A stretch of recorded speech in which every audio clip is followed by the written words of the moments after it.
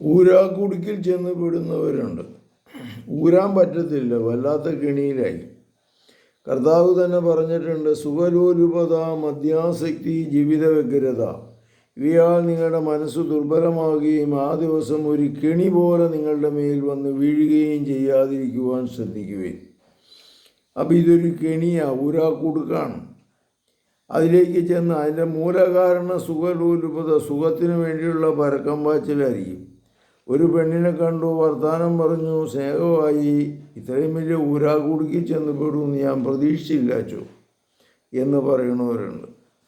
പണം ഇതേമാതിരി കൊടുത്തു കഴിഞ്ഞാൽ ഇരട്ടി കിട്ടും. മാസം തോറും 1-ാം മാസം കിട്ടി, 2-ാം മാസം കിട്ടി, 5-ാം മാസം വന്നപ്പോൾ ഒന്നുമില്ല, 2 തെറി.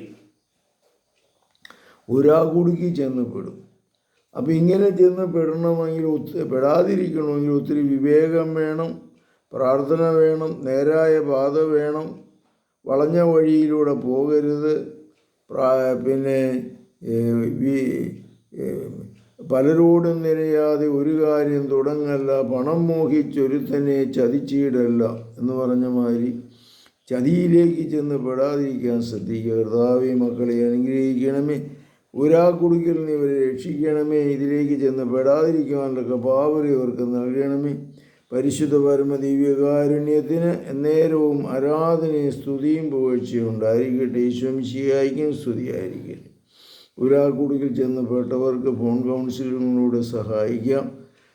വിളിക്കുക 9447465414.